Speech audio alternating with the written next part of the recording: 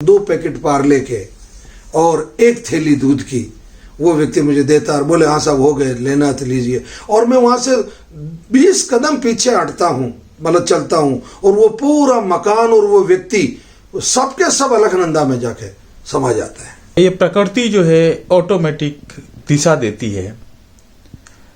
ऐसी कोई दिशा आपको मिली, कब मिली, कैसे मिली, उसके बारे में थोड़ा बताइए। मेरे जीवन में बिल्कुल ऐसा हुआ।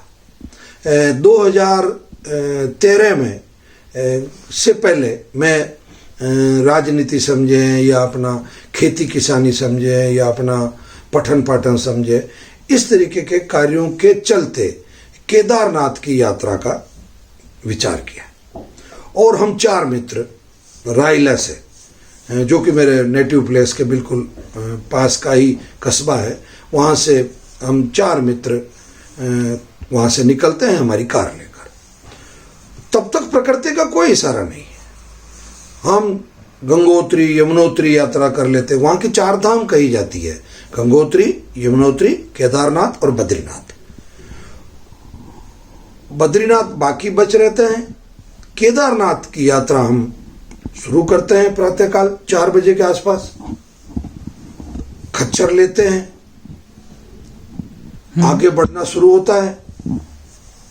आगे बढ़े जा रहे हैं, बादल काले, परंतु जब आप सोच के आपको ताज्जुब होगा कि मन कह रहा था कि कुछ ठीक नहीं होने वाला है, क्योंकि इतने बादल जीवन में कभी नहीं देखे थे। इतनी मूसलाधार बारिश की जो डेंसिटी थी वो नहीं देखी थी। खैर साहब, परमात्मा या अस्तित्व जिसे कहें कि वो जब इशारा देना होता है उसको तो वो देता है, और वो फिर लोगों को भी उसमें माध्यम बनाता है। तो वहाँ के एक ASI रैंक के अधिकारी ने, मैं चूंकि ओशो के लिबास में था क्योंकि मैं ओशो का सन्यासी हूँ, तो वहाँ सन्यासियों के लिए, और मैंने बाल भी मुंडवा रखे थे, तो सन्यासियों के लिए वहाँ सीधी एंट्री है, मतलब लाइन नहीं लगानी पड़ती। साहब वो मुझे लेके जाते हैं और कहते हैं कि आप तुरंत अपना जो पूजा का काम है वो कर लीजिए और यहाँ से भग जाइए, क्योंकि ऊपर एक झील बन गई है और वो झील कभी भी टूट सकती है और जल प्लावन हो सकता है। और बरसात भी बहुत तेज चल रही थी। चूंकि अब आप इसको समझने की कोशिश करना कि हम दर्शन करना चाह रहे हैं, परंतु प्रकृति नहीं चाह रही कि हम दर्शन करें या वहां से शांति से बैठे। मेरे साथ वाले लोगों के लिए उन्होंने कहा कि आप तुरंत दौड़ के जाइए, उनको बुला के लाइए और यहाँ से भगिए।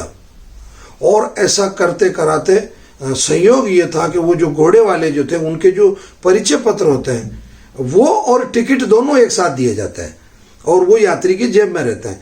जब यात्रा समाप्त हो जाती है तो टिकट और परिचय पत्र दोनों ही घोड़े वाले को लौटा दिए जाते हैं, ताकि वो जो खच्चर वाला या घोड़ा वाला जो भी है वो अपना पैसा, वहाँ का जो काउंटर होता है सरकार की तरफ से, वहाँ से वो प्राप्त कर लेता है। ठीक है साहब, संयोग ये रहा कि वो टिकट तो हमने घोड़े वालों को दे दिए, परंतु परिचय पत्र हमारे पास रह गए और वो मेरी ही जेब में रहे। एक संयोग था साहब, वो घोड़े वाले अपने परिचय पत्रों के चक्कर में वहीं खड़े थे। यहाँ प्रकृति ने हमें बचाना चाहा। ये इशारा था प्रकृति का कि वो एक गलती, जेब में वो परिचय पत्रों का रह जाना, ये हमारे लिए जीवन को, मतलब हमारे लिए जीवनदायिनी घटना हो गई। ठीक है साहब, हम उन खच्चरों पे बैठे जैसे तैसे। वो बड़े विशेषज्ञ लोग थे, गिनती के खच्चर वाले बच्चे थे पीछे। और हम रामबाड़ा, तब तक एक बीच में एक आधे रास्ते का एक पड़ाव की जगह है रामबाड़ा जिसे बोलते हैं, जो दोनों तरफ से पहाड़ियों के बिल्कुल बीच में है, जहाँ नदी बहती है। तो वो रामबाड़ा आधा करीब करीब डूब चुका था, और बल्कि मैं दूसरे शब्दों में कहूँगा बह रहा था। फिर वहां से भगते भगाते नीचे आए तो हमने हमारी जो कार है उसको एक गुफानुमा तो नहीं कह सकता हूँ, पर एक कटा हुआ पहाड़ के वहां हमने पार कर दी थी। और पार करके, और मेरे जो मित्र थे उनका था यहाँ चालान बना देंगे या कोई हवा निकाल देगा, तो पता नहीं क्या अस्तित्व का काम था। तो मैंने उस समय भी कार पार करते हुए कही थी, हवा निकालेंगे जिसकी अपन निकाल लेंगे, अपनी हवा कोई नहीं निकाल सकता। कि अपन कोई छोटा आदमी है क्या, अपन बहुत बड़े लोग हैं, मतलब अपन अप्रोच वाले लोग हैं सब। ऐसा तो उन लोगों ने उस समय कनखियों से मुझे देख के और ऐसी मुस्कुराहट दी थी कि जैसे मैं यूं ही बहुत लंबी फेंक रहा हूँ। परंतु ये लंबी फेंकवाई थी प्रकृति ने, ये उसका फिकवाना था। और वहाँ कोई पार्किंग अलाउ नहीं थी, वो बिल्कुल रोड पे कटा हुआ एक पोर्शन था। बाकी जो नीचे पार्किंग में जितनी गाड़ियां थी वो सब माचिस की डिब्बियों की तरह हमने उनको बहते देखा।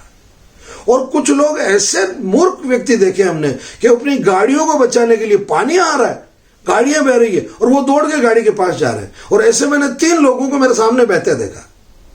उन गाड़ियों को बचाने के चक्कर में 3 लोगों को मैंने वास्तव में उन गाड़ियों के साथ बहते देखा। वो व्यक्ति कितना बदहवास हो जाता है। और कहा भी है किसी शायर ने कि आंधियों में कुछ लोग यूं बदहवास हुए, जो पेड़ खोखले थे उन्हीं से लिपट गए। उनको क्या पता था कोई गाड़ियों को एंकरिंग कर रखी क्या नीचे से, कोई एंकर थोड़ी बांध रखे, उनका कोई ग्राउटिंग थोड़ी थी। तो पर एक लोभ है व्यक्ति का, और एक लोभ हमारा था कि जिंदा रहना था, एक लोभ परमात्मा का था कि हमें जिंदा रखना था, और एक लोभ हमारे आप जैसे मित्रों का और आप जैसे श्रोताओं का और परिवार वालों का था कि उनके सबके लोभ के चलते हम वहाँ से बचते बचाते हम वहाँ से निकले। और निकलने के बाद में वहाँ की जो आर्मी थी बहुत बेहतरीन काम किया। मैं आर्मी को आज भी सल्यूट करता हूँ। पहले भी आर्मी के प्रति मेरा बहुत लगाव था क्योंकि मैं एनसीसी कैडेट रहा हूँ, तो उसके नाते भी आर्मी होती है बड़ी बेहतरीन। परंतु उस समय आर्मी ने लोगों को बचाने का ज़बरदस्त काम किया। हम बचते बचाते, कहीं पत्थर गिर रहे थे तो कहीं कुछ हो रहा था। इस तरह की परिस्थितियों में से मैं दर्शकों को ये कहना चाहूँगा कि ये जो कहावतें हैं ये यही नहीं होती है कि मतलब जो धैर्य धारण करता है उससे ध्वजा मिलती है। मतलब धैर्य धारण करने वाले को हमेशा ध्वजा मिली। हमने उस समय धैर्य रखा और उस ध्वजा के रूप में मुझे श्री नवग्रह आश्रम की स्थापना का जो सौभाग्य प्राप्त हुआ। दृश्य कैसे थे? दृश्य क्या थे साहब, जीवन दृश्य बन रहे थे और दृश्य जीवन बन रहे थे। गाड़ियां बह रही थी और वहाँ जो बिजली बनाने के जो कुछ प्रोजेक्ट थे, मुझे अच्छे से याद है कि वहाँ एक जेपीजी कंपनी करके हैं, तो उसका जो बांध जो बन रहा था, उस बांध के ऊपर से लाशें गिर रही थी। जिस तरीके से बरसात का पानी आता और तिनके बहते, उस तरीके से लोग बह रहे थे।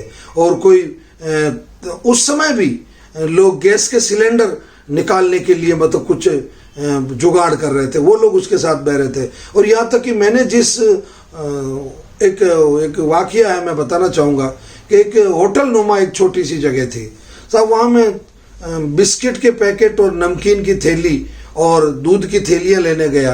500 रुपये मैंने उसको दिए और केवल आप कल्पना कीजिए कि 2 पैकेट पार्ले के और 1 थैली दूध की वो व्यक्ति मुझे देता और बोले हाँ साहब हो गए, लेना तो लीजिए। और मैं वहाँ से 20 कदम पीछे हटता हूँ, मतलब चलता हूँ, और वो पूरा मकान और वो व्यक्ति सबके सब अलकनंदा में जाके समा जाता है।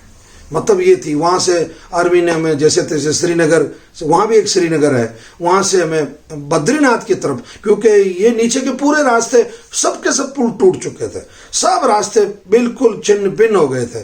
तो हमें बद्रीनाथ की तरफ बढ़ाया और बद्रीनाथ की तरफ बढ़ते बढ़ाते पत्थर ऊपर से गिर रहे थे, गाड़ियाँ मतलब आगे बिल्कुल रेंग रेंग के चलना तो क्या, जो कॉन्वेंट जैसी बन गई थी। आर्मी की अपनी खुद की गाड़ियाँ थी, उनके खुद के अपने पत्थर हटाने के जो साधन थे, परंतु साफ प्रकृति के सामने किसी का जोर नहीं चलता। तो गोविंद धाम करके एक जगह है वहाँ, उस गोविंद धाम से ऊपर बद्रीनाथ और गोविंद धाम के मध्य में एक स्थान है जो आश्रम है अलकनंदा के बिल्कुल किनारे। उस आश्रम में एक कहें कि लोग बाग सामूहिक रूप से मिलके, और तब तक हमें कई दिन हो चुके थे, मतलब दिनों की मोबाइल डिस्चार्ज थे, कहीं किसी प्रकार का कोई कम्युनिकेशन का साधन नहीं। और टीवी पर, दूरदर्शन पर ये जो त्रासदी है इसको बहुत बड़ा चढ़ा के मतलब लोगों में एक भय पैदा करके एक उस तरीके से दिखाया जा रहा था। वो भी भय था कि ये तो घर पे ऐसे लोग देख रहे होंगे तो अब क्या होगा। उस आश्रम में थोड़ा बहुत चार्जिंग का कुछ साधन मिला था, तो हमने केवल इतनी सी सूचना हम कर पाए कि हम बस जिंदा हैं, सुरक्षित हैं, बात खत्म। बाकी आने के कोई अभी भी कोई विश्वास नहीं। वहीं देखिए साहब जीवन कैसे कैसे दिशा मिलती है। वहाँ एक संत जो कि उम्र में करीब 85-90 वर्ष के आसपास के आसपास के रहे होंगे। साउथ की उनकी लैंग्वेज थी, क्योंकि मैं लैंग्वेज का आदमी हूँ, तो उनकी जो भाषा थी वो तमिल से मतलब मैच खा रही थी, परंतु वो तमिल की टोन में उन्होंने मुझे बुलाया, कहा ये घटना सुनने जैसी है साहब। उन्होंने मुझे आके कहा कि स्वामी जी इधर आइए। मैं उनके पास जाता हूँ, उनका ये अंदर क्या हो रहा है? मैंने कहा साहब अंदर ये कीर्तन हो रहा है। उनका ये तो क्रंदन हो रहा है, ये कीर्तन काहे का है, भय के मारे केवल शब्द उच्चारित किए जा रहे हैं, प्रार्थनाएं ऐसे नहीं की जाती है।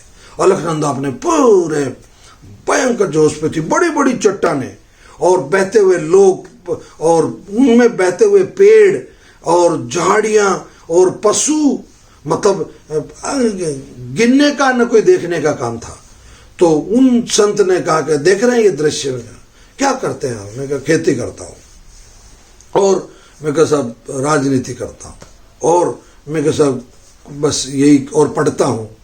तो आज के बाद क्या करोगे? मैं कहा साहब जो आपका आदेश और दिशा देते हैं वो, कि आज के बाद में, चूंकि उसमें मेरे से मुंह से ये निकला था कि मैं मेवाड़ का रहने वाला हूँ, मेवाड़ यानी कि उदयपुर, राजसमंद, ये जो क्षेत्र है भीलवाड़ा, इसको मेवाड़ कहते हैं। तो उनका वहाँ तुम्हारे वहाँ एक दमा बेल होती है, तुम वो पौधा लाना, तुम्हारे खेत पे लगाना और लोगों को बांटना, हरे पत्ते बांटना, हरे पौधे बांटना, तुम ये काम करना। और वो मेरा जो जीवन था वो वहीं से एक नई दिशा, एक नया मोड़ प्राप्त करता है। मैं संकल्प करता हूँ, और संकल्प करते ही ये बहुत सुनने जैसी घटना है कि इस तरफ मैंने संकल्प किया मेरे मन में, और जस्ट उसी सेकंड उन संत ने कहा कि अब तुम लोगों को यहाँ से निकलना चाहिए और आगे गोविंद धाम पर जो कानवेन जाने वाली है, जो कि उत्तर प्रदेश के बिजनौर जिले से की तरफ से होकर निकलेगी, तुम्हें यहाँ से तुरंत निकल जाना चाहिए। साहब उस